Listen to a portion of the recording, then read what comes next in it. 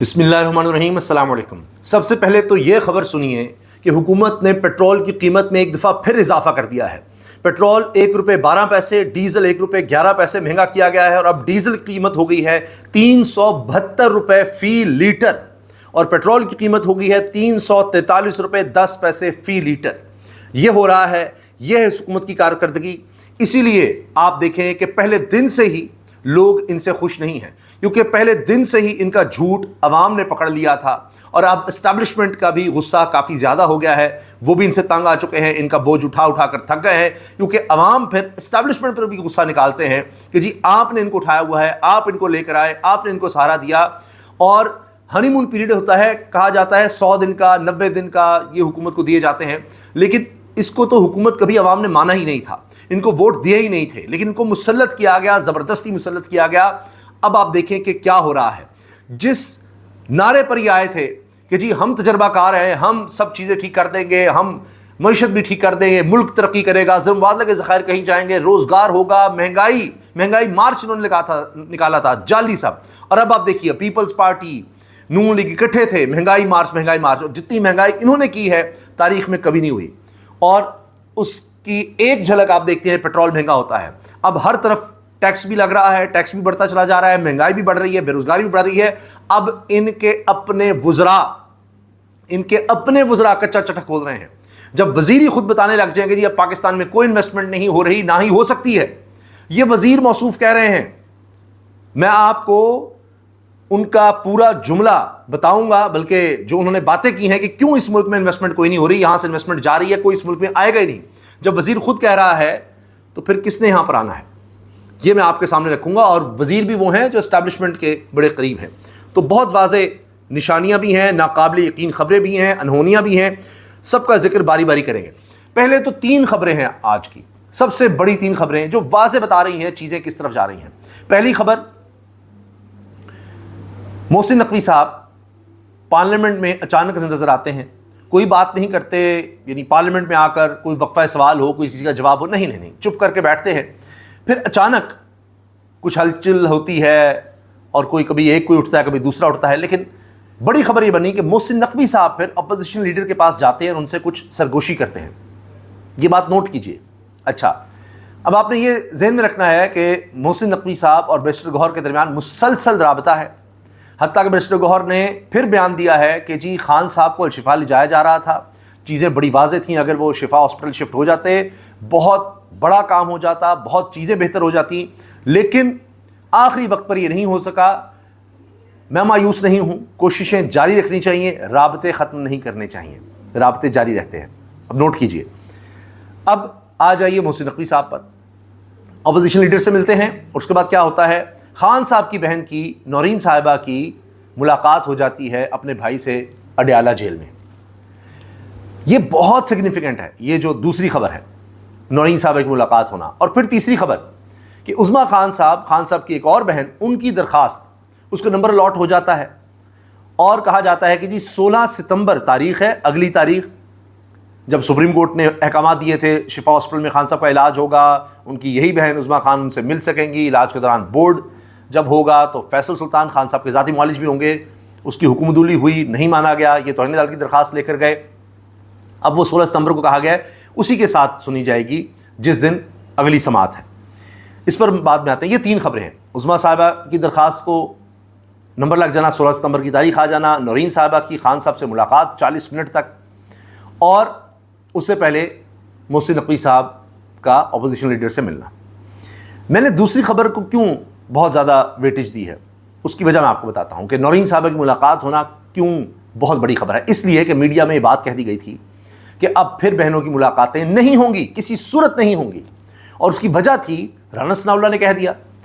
رانا ثناء اللہ نے یہ بیان دے دیا ٹی وی پر کہ اب نہ تو بیٹوں کی بات کروائی جائے گی، باقی بھی جو چیزیں تھیں ہم نے پہلے نہیں پوری کی، اب یہ بھی نہیں پوری کریں گے، نہ بیٹوں سے ملاقات کروائی جائے گی سپریم کورٹ کے احکامات کے مطابق، اور نہ ہی کسی بہن کو اب ملنے دیا جائے گا، کیونکہ منگل کا دن فیملی سے ملاقات کا دن ہوتا ہے، اور اس دن بہنوں کا کہا گیا تھا کہ اب یہ بھی ملاقات ہوگی، لیکن اس کے بعد نورین صاحبہ کی ملاقات ہو جانا بہت اہم ہے۔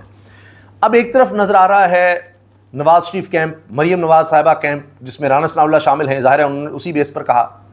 اور جس طرح سے میں نے آپ کو بتایا تھا کہ فواد چودھری کا بیان آیا ہے کہ جی مریم نواز صاحبہ نے نواز شریف صاحب کو کہا اور پھر اعظم عزیز تارڑ وزیر قانون کو بیان جاری کرنا پڑا.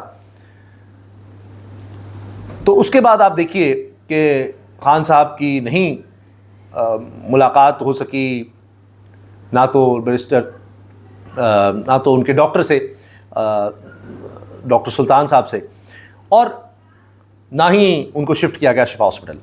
اب آپ دیکھیں کہ اس کے بعد یہ تھا کہ محسن نقوی صاحب کا نام نہیں شامل کیا گیا توہین عدالت کے کیس میں، اور نون لیگ ایڑی چوٹی کا زور لگا رہی ہے کہ جی ان کا نام کیوں نہیں ہے. رانا ثناء اللہ نے یہ تک بیان دے دیا کہ جو کیا ہے وہ وزارت داخلہ کے انڈر آتا ہے، یعنی وزیر داخلہ محسن نقوی وہ اس چیز کو دیکھیں. اب یہاں پر بھی خان صاحب سے ملاقاتوں کے معاملے میں، سپریم کورٹ کے احکامات کے معاملے میں نون لیگ محسن نقوی صاحب کے خلاف کھڑی ہو گئی. نون لیگ سے میری مراد شہباز نہیں، نواز شریف صاحب والا معاملہ. تو اب وہ کھڑے ہو گئے ہیں، وہ کہتے ہیں جی نہیں ہو سکتا، ہماری چلے گی. یہ پہلے دن سے تھوڑا بہت تھا معاملہ خراب، لیکن اتنا نہیں تھا، چیزیں سموتھلی چل رہی تھیں، اپنی اپنی ڈومین تھی. کچھ افسران چاہیے محسن نقوی کو، تھوڑا بہت مریم صاحبہ نہیں کرتی ہوں گی لیکن پھر ان کو مل جاتے تھے وہ افسران، جی اسلام آباد میں اس کو لے جانا چاہتا ہوں، یہ سب چیزیں ہو رہی تھیں. لیکن کسی ایک پلیٹ فارم پہ کبھی دونوں اکٹھے نظر نہیں آئے.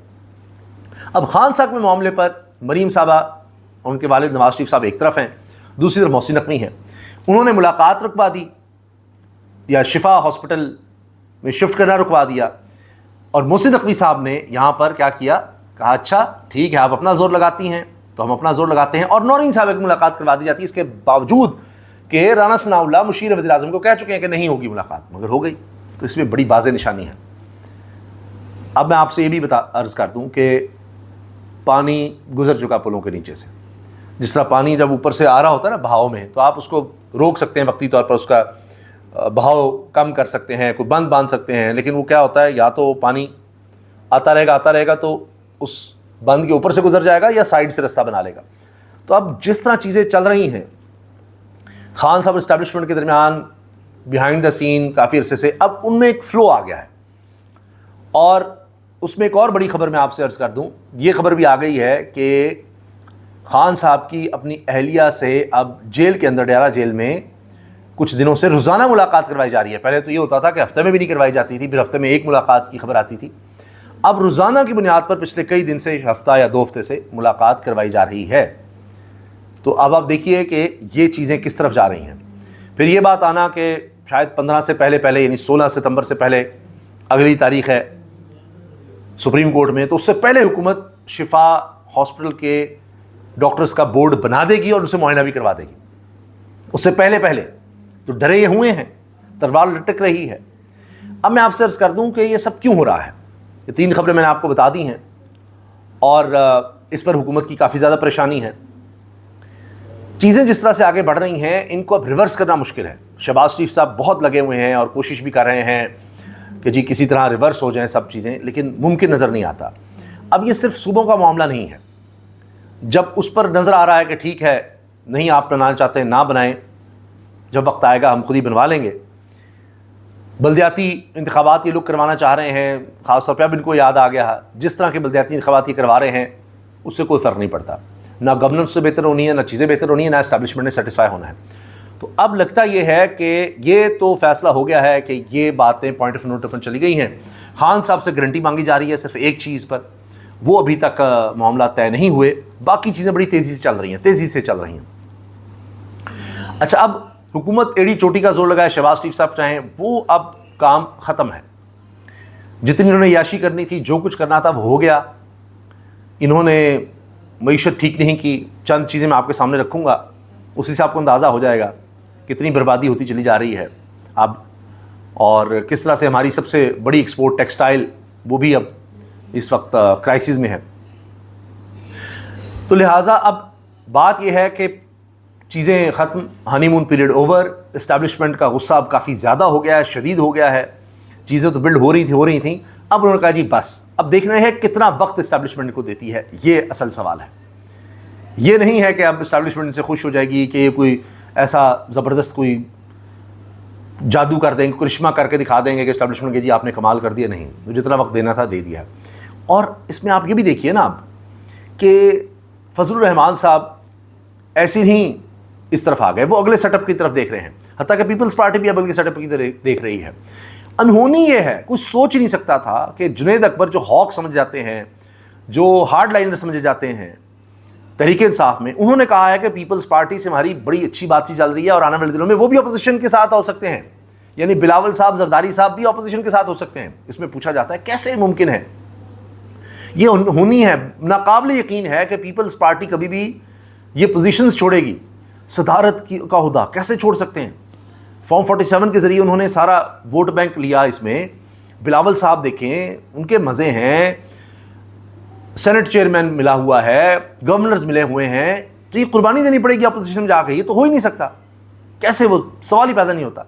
تو جناب اس کی وجہ میں آپ سے عرض کر دوں, جب پیپلز پارٹی کو بھی لگے گا کہ ہو اب تو اگلے سیٹ اپ کی بات کریں, 4.5 سال تو ہو گئے ان کے ساتھ چلتے ہوئے, اب یہ گرنے والے ہیں, تو ہم اپنی پوزیشن ذرا تھوڑی عوامی اور کر لیں, اور کچھ ایسا سیٹ اپ بنتا ہے, نگران میں بھی پوزیشن ہماری بہتر ہو جائے گی. تو تحریک انصاف کے ساتھ وہ آ رہے ہیں, مولانا صاحب کی طرف جا رہے ہیں, اپوزیشن کی طرف جا رہے ہیں, اور اپنا پوسچر اس طرف کرتے چلے جا رہے ہیں. آزاد کشمیر کے الیکشنز کے بعد آپ دیکھیے تیزی سے کیا ہو رہا ہے. تو عہدے وہ نہیں چھوڑنا چاہتے, کبھی بھی نہیں چھوڑیں گے, لیکن ظاہر ہے کہ جب نگران سیٹ اپ آتا ہے, میں مثال دیتا ہوں, تو کیا یہی عہدے رہتے ہیں ان کے پاس؟ اسی طرح سے رہیں گے, اسی طرح معاملہ چلیں گے. تو اگلے سیٹ اپ کی طرف دیکھنا ہے. اس کی ایک مثال میں آپ کو دے دوں. 2008 میں یہ ہوا کہ مشرف دور کے بعد نون لیگ اور پیپلز پارٹی نے مل کر حکومت بنائی تھی, جس طرح ہم نے پی ڈی ایم میں دیکھی تھی. اور نون لیگ کے لوگوں نے اس وقت وزارتوں کے حلف لیے تھے, لیکن پھر کچھ ہی عرصے کے بعد چھوڑ دیا سارا کچھ کہ جی اگلی باری ہم نے ایکسکلوسیو لینی ہے, اکیلے لینی ہے, ان کے ساتھ چلے. تو پیپلز پارٹی کہے گی ہمارے ساتھ تم نے 5 سال گزارے, ہمارے ساتھ چلو. تو 2013 میں انہوں نے بڑی سیٹیں لینی, کیونکہ اپوزیشن کرتے رہے, پنجاب میں حکومت رکھی. تو پیپلز پارٹی بھی آگے کا دیکھے گی کہ آگے ہم بہتر کس طرح کر سکتے ہیں. تو ان کو پتا ہے کہ بلاول اس طرح سے تو وزیر اعظم بن ہی نہیں سکتے, صرف اندرون سندھ میں ان کے پاس ووٹ بینک ہے, وہ بھی اڑ جائے گا اور کم ہوتا چلا گیا ہے ان کا ساتھ دینے کی وجہ سے, اقتدار میں آپ اکٹھے ہیں. تو وہ بھی اگلا سیٹ اپ دیکھ رہے ہیں. اس لیے جنید اکبر صاحب کہہ رہے ہیں کہ وہ تو باتیں اس طرح کی ہو رہی ہیں. P T R Peoples Party کے رابطے نئے دور میں داخل ہو گئے ہیں. انشاءاللہ بہت جلد پی پی آپ کو متحدہ اپوزیشن میں نظر آئے گی. مولانا کے ساتھ ہم صرف پارلیمنٹ کے اندر نہیں بلکہ باہر بھی مشترکہ لاہ عمل بنائیں گے. چیزیں کس طرف چل رہی ہیں آپ دیکھیے ذرا. تو اس طرح کے اشارے ملے ہیں تبھی یہ باتیں ہو رہی ہیں. اچھا جی, اب آپ یہ دیکھیے کہ جس طرح کوشش ہو رہی ہے رانا ثناء اللہ کی کہ جی کسی طرح توہین عدالت میں یا حکومت کوشش کر رہی ہے کہ بات محسن نقوی پر بھی آئے, وہ اس طرف آ ہی نہیں رہی, تحریک انصاف اس طرف جا ہی نہیں رہی. یہ بھی بڑا واضح اشارہ ہے کہ کس طرح سے پیچھے ڈیولپمنٹس ہوتی چلی جا رہی ہیں اور بات آگے بڑھ رہی ہے. ایک نقطہ بڑا اہم ہے سپریم کورٹ کے حوالے سے. جب سپریم کورٹ نے یہ فیصلہ دیا تھا 18 اگست کو کہ جی خان صاحب کی ملاقات بھی کروائی جائے, بیٹوں سے بات بھی کروائی جائے, الشفا کا بورڈ بھی بنایا جائے, شفا ہاسپٹل لے جایا بھی جائے, یہ سب باتیں جب ہوئی تو اس میں لکھا تھا اگر دونوں میں سے حکومت یا خان صاحب کی فیملی میں سے کسی کو کوئی مسئلہ ہوتا ہے تو اسی عدالت سے رجوع کیا جائے. اب اگر یہ کیس ہی نہیں لگنا تھا, 16 کو لگنا تھا, تو پھر اس کا لکھنے کا کیا فائدہ کہ جو بھی ہوگا پھر 16 ستمبر کو ہی دیکھیں گے, اگلی ہیئرنگ میں دیکھیں گے. تو کیس ان کا لگ نہیں سکا کہ جی توہین عدالت کی اور بھی درخواستیں ہیں تو وہی باری کے ساتھ آئیں, جی باری کے ساتھ آئیں. تو یہ بھی ایک نقطہ آتا ہے. پاکستان کے حالات یہ ہیں کہ یہ 4.5 سال میں بہتری انہوں نے کیا لانی تھی. یہ جو خان صاحب چھوڑ کر گئے تھے جو حالات اسی کو مینٹین کرتے تھے, انہوں نے تو ورسٹ کر دیے نا. پاکستان میں 2.5 کروڑ بچے اسکول جاتے نہیں ہیں اور زیادہ کا تعلق پنجاب اور سندھ سے ہے. تو یہ حال ہے ان کا. انہوں نے کیا بہتری لانی تھی. پھر اب آپ یہ دیکھیے کہ یہ جنگ کی خبر ہے ظفر صاحب کی کہ ناقص پالیسیوں, حکومتی عدم توجہی, ٹیکسوں کی بھرمار اور کپاس کی پیداوار میں مسلسل کمی کی وجہ سے جننگ سیکٹر شدید بحران کا شکار ہو گیا, جو بیک بون ہے ٹیکسٹائل انڈسٹری کی. ہماری سب سے بڑی ایکسپورٹ ٹیکسٹائل ہے. اس وقت صرف 268 جننگ فیکٹریاں فعال ہیں. ایک وقت تھا کہ ملک بھر میں کپاس کی پیداوار اوسطاً 1 کروڑ 10 لاکھ بیلز سالانہ. جننگ فیکٹریوں کی تعداد تقریباً 1200 تک پہنچ گئی تھی. مزدور نہیں مل رہے تھے فیصل آباد جیسی انڈسٹریل سٹی میں. یہ خان صاحب کے دور میں ٹیکسٹائل کہاں جا رہی تھی. اب آپ دیکھیے 268 جننگ فیکٹری رہ گئی ہیں, جبکہ ایک وقت تھا 1200 تھی ان کی تعداد. کہاں 1200, کہاں 268, لگ بھگ 1000 کے قریب بند ہو گئی ہیں. فیکٹریوں کی تعداد کم ہونے سے کسانوں کے پاس پیداوار فروخت کے مواقع محدود. بند فیکٹریوں میں اکثر کی مشینری اسکریپ میں 130 روپے کلو کے حساب سے فروخت ہوئی ہے. یہ جنگ کی خبر ہے. پھر یہ جب بات کرتے ہیں کہ جی وہ خان صاحب کا علاج کیسے پرائیویٹ ہاسپٹل میں ہو سکتا ہے, تو میاں نواز شریف صاحب کے حوالے اہم نہیں دیے جاتے. میاں محمد رشید صاحب سینئر رہنما تحریک انصاف کے، وہ انسان نہیں ہیں، وہ سیاستدان نہیں ہیں، وہ ضعیف نہیں ہیں. پی ٹی آئی کے گرفتار جیل میں قیدی رہنما اور سابق صوبائی وزیر میاں محمد رشید کی سروسز اسپتال لاہور میں سرجری. خوش ہو گئے آپ؟ سروس ہاسپٹل، سرکاری ہاسپٹل ہے، وہاں سرجری کروائی گئی اور فوری طور پر دوبارہ ان کو جیل لے گئے. ان کے لیے کوئی اسپیشل ٹریٹمنٹ نہیں. تسلی ہو گئی ہے کہ تحریک انصاف کے ساتھ کیا ہو رہا ہے، ان کے ساتھ کیسا ظلم رکھا جا رہا ہے. یہ سب مسائل آپ کو نظر آ رہے ہیں اور اس پر کوئی توجہ نہیں دے گا. ڈاکٹر یاسمین یار صاحبہ 80 سال تقریباً ان کی عمر ہو گئی ہے، کینسر سروائیور ہیں، کوئی ان کے لیے رعایت نہیں. خاتون کے لیے ویسے ہی قانونی طور پر رعایت ہوتی ہے، پھر ضعیفی ایک اور پوائنٹ ہوتا ہے، پھر بیماری ایک اور پوائنٹ ہوتا ہے کہ آپ کو ریلیف دیا جائے. کوئی ریلیف نہیں مل رہا. اس پر بڑے خوش ہیں جی نون لیگ کے جو رہ گئے ہیں، بس چند ایک سپورٹر یا ان کے رہنما. سپورٹر تو میں سمجھتا ہوں نون لیگ کا وہ بھی اس پر خوش نہیں ہوگا، لیکن کر رہے ہیں. حال اب ان کا یہ ہے کہ ان کو اتنی تکلیف ہو رہی ہے کہ جی یہ محسن نقوی کا نام کیوں نہیں آ رہا، محسن نقوی مسلسل کیوں رابطے میں ہے، وہ چیزیں ٹھیک کرنے میں کیوں لگے ہوئے ہیں، کیا بات بنے گی، آگے کیا ہوگا. اوہو نگران سیٹ اپ میں قومی حکومت میں محسن نقوی آ جائے گا کچھ یقین دہانیوں کے ساتھ جو تحریک انصاف کو بھی کروا دی جائیں گی، پیپلز پارٹی کے لیے پہلے ہی قابل قبول ہوں گے، کیا بنے گا. تو نون لیگ کو اب اپنے مسائل نظر آ رہے ہیں. ہمارا حال یہ ہو گیا ہے اس وقت. حامد میر صاحب کہتے ہیں پاکستان میں عام آدمی کی فی کس آمدنی نیپال والوں کی فی کس آمدنی کے برابر ہے. پاکستانی اور نیپالی ایک جتنا کما رہے ہیں جی سالانہ. $1500 کے قریب ہے ان کی آمدنی. ٹھیک ہے جی. نیپال کے ارکان پارلیمنٹ کی تنخواہ $600 ماہانہ ہے، جبکہ پاکستان کے ارکان پارلیمنٹ کی تنخواہ 3500، ان کی 600 اور پاکستان میں $3500 ہے ماہانہ. پاکستان بھارت اور بنگلہ دیش دونوں سے آگے اس معاملے میں. یعنی جہاں اشرافے کی بات آئے گی ان کی موجیں ہوں گی، عام آدمی کی زندگی ایک جیسی ہے نیپال اور پاکستان میں، لیکن یہاں $600 ہے ان کی تنخواہ، تو اس سے کوئی 6 گنا زیادہ یہاں پر پارلیمنٹری تنخواہ لے رہے ہیں نیپال کی نسبت. یہ تو حالات ہیں.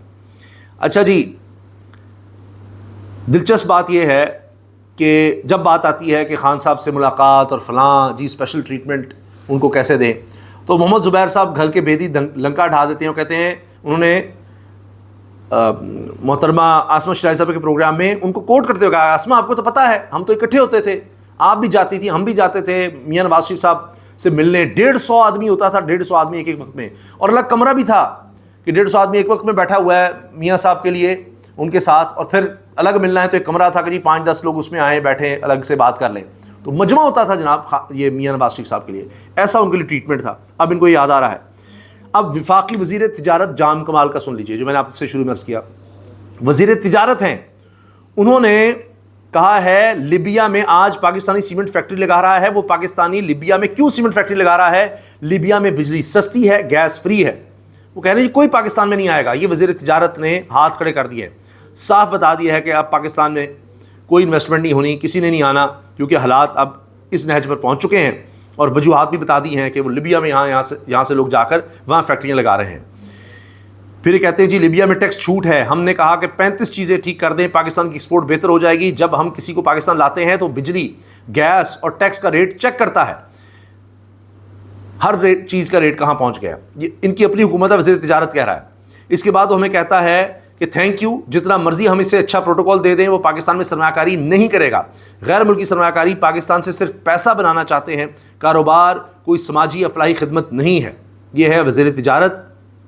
اور برآمدات میں کمی کی وہ وجوہات بتا رہے ہیں کہ جی ہمارے یہاں کوئی کام ہی نہیں کرنا چاہتا، کوئی فیکٹری نہیں لگانا چاہتا، ایکسپورٹ ہماری کہاں سے ہونی ہے، ہمارے حالات ایسے ہیں، ہر چیز مہنگی کرتی ہے. یہ اب وزیر موصوف بول رہے ہیں. آپ سوچیں کیا حالات ہیں اس وقت. وزیر اب بھانڈے پوڑ رہے ہیں کہ جی یہ سب ہو رہا ہے، کیسے ہو سکتا ہے پاکستان میں کوئی بہتری آ جائے، پاکستان کو آگے بڑھ جائے. یہ جناب اس وقت صورتحال بنی ہوئی ہے. جس طرح سے میں عرض کر رہا ہوں کہ ایک مومنٹم بن گیا ہے، اور اب اگلی سماعت 16 ستمبر کی ہے، اس میں چیزیں بہت کلیئر ہو جائیں گی.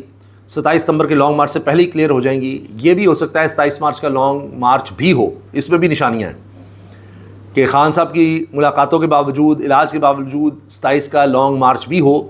تو اب اسٹیبلشمنٹ تھوڑا سا بیچ میں سے نکلے، اور آپ سوچیے حکومت کا کیا بنے گا. پھر وہ بھی ہم نے نوٹ کرنا ہے. 16 ستمبر کی تاریخ پر ایک چیز سامنے آ جائے گی. مومنٹم اس وقت بن چکا ہے، اور جس طرح محسن نقوی اب آگے بڑھ رہے ہیں اس میں بھی ہمیں لگتا ہے کہ چیزیں پیچھے نہیں آ رہی. اور وہ جو سیم سلیبس کہا جاتا تھا نا اسٹیبلشمنٹ اور حکومت کا، کیونکہ ہنی مون پیریڈ تو کبھی تھا ہی نہیں، کیونکہ وہ تو عوام کا ہوتا ہے کہ جی 100 دن، انہوں نے تو وہ ہنی مون پیریڈ 4.5 سال کا جاری تھا، اب وہ ختم، اب آ کر ہوا ہے وہ سیم پیج یا وہ سلیبس وہ الگ ہو چکا ہے، کیونکہ پرفارمنس اتنی خراب ہے کہ اسٹیبلشمنٹ میں اب اتنا غصہ ہے کہ اب وہ ان کو بیچ میں لاتے ہی نہیں ہیں۔ ایران جانا ہے تو field marshal army chief of defence forces Syed Asim Munir جا رہے ہیں اور ساتھ محسن نقوی جا رہے ہیں، کوئی چکر نہیں ہے وہاں پر نائب وزیر اعظم وزیر خارجہ کا اسحاق ڈار صاحب کا۔ ہاں، اسحاق ڈار صاحب کی فیملی نے جانا ہے تو مریم صاحبہ کے ساتھ ان کا بیٹا چین ہوا ہے جی، وہ وہاں پر چلا جائے 11 روپے کے جہاز میں، ذرا جھولے تو لینا، تو مزے تو کریں، وہ وہاں چلے گئے۔ تو اب یہ غم و غصہ اس وقت ہے جی، کیونکہ سارا بوجھ ان پر آ رہا تھا اور انہوں نے جو کیا اقتدار کی ہوس میں کیا، جتنا کرنا تھا کر لیا، تو لہٰذا جب سے یہ موجودہ سیٹ اپ آیا ہے، یہ میں آپ کو وثوق سے کہہ رہا ہوں پچھلے 4.5 سال میں، اب اصل میں یہ جس طرح سے گھرے ہیں کبھی یہ نہیں ہوا، کسی لانگ مارچ جس طرح ان کو نہیں گھیرا، کسی اور چیز نہیں گھیرا، جس طرح اب آپ دیکھیں مولانا صاحب ساری اپوزیشن اکٹھی ہو گئی، پیپلز پارٹی بھی دیکھیں کیا بیانہ دے رہی ہے، اور ناقابل یقین کہ تحریک انصاف کا ہارڈ لائنر کہے گا جی وہ تو ہماری طرف آ رہے ہیں، بلاول زرداری صاحب تو ہماری طرف آ رہے ہیں، اکٹھے ہوں گے اپوزیشن میں۔ سوچیں ذرا کیا حالات بن رہے ہیں، پہلے آپ نے کبھی 4.5 سال میں یہ چیز دیکھی تھی؟ تو اب نواز شریف صاحب تو پیچھے ہیں اور وہ کہہ رہے ہیں نئے صوبے پر بات نہ کرو، شہباز شریف صاحب فل ایکٹیو ہیں کہ کسی طرح سے معاملہ ٹھیک کیے جائیں، اور مریم صاحب آئے، نواز شریف صاحب نے بڑی کوشش کر لی کہ محسن نقوی صاحب کو سائڈ لائن کریں، اور وہ ابھی بھی کوششیں جاری ہیں، لیکن وہ پھر آگے سے شٹ اپ کال آ جاتی ہے اور معاملہ گڑبڑ ہو جاتا ہے، ان کو نہیں سائڈ لائن کر پا رہے لوگ۔ تو یہ اس وقت تک حالات ہیں۔ محسن نقوی صاحب فل ایکٹیو نظر آ رہے ہیں، ویڈیو وائرل ہو گئی ہے، محسن نقوی تھے، طلال چودھری ساتھ تھے، اور پھر طارق فضل چودھری بھی تھے، تو کس طرح سے وہ سینٹ میں آئے ہیں اور چپ کر کے بیٹھے رہے سرگوشی، اور پھر اچانک محسن نقوی صاحب اٹھتے ہیں اور اپوزیشن لیڈر سے جا کے ملتے ہیں۔ اس میں بہت سی چیزیں واضح ہو رہی ہیں۔ پھر بہنوں نے کیا کیا کہ خان صاحب سے ملاقات ہوگی جب نورین صاحبہ کی، تو آ کر بار بار کہتی نہیں خاموش خاموش، سوال پوچھتے رہے کوئی بات نہیں نہیں سپریم کورٹ نے کہا ہوا ہے، تو اپنی طرف سے وہ اسی چیز پر قائم ہے کہ سپریم کورٹ نے چونکہ کہا ہوا ہے تو بہتر ہے کہ خاموشی اختیار کی جائے۔ تو ان کو بھی نظر آ رہا ہے کہ اگر خاموش رہیں گے تو چیزیں پھر بہتر ہوتی چلی جائیں گی۔ تو یہ جناب اس وقت تک کی صورتحال ہے۔ اب آپ دیکھیں کہ آپ کو دن بدن زیادہ چیخیں سنائی دیں گی نون لیگ کی، کیونکہ آپ سمجھیے کہ اب شیر کا شکار تو ہو چکا ہے۔ اب اس شکار کے بعد جب اس کو سامنے لایا جائے گا، کیونکہ عوام نے مسترد کر دیا تھا شیر کو، اور پھر اس کے بعد جنگل کا شیر تو رہا نہیں، تو سرکس لگا ہوا تھا اور بڑے مزے تھے، سرکس لگانے والوں نے سرکس لگایا ہوا تھا، شیر کی موجیں لگی ہوئی تھیں، لیکن اب نہ ان کا تماشا کوئی دیکھنا چاہتا ہے سرکس میں شیر کا، تو لہٰذا اب اس کے بعد سرکس لگانے والوں نے کہا کہ ابھی ہمارے کام کرائے نہیں، اب اس کو شکاریوں کے حوالے کر دیں، اور لہٰذا اب شیر کا شکار تو ہونے جا رہا ہے۔ اللہ حافظ۔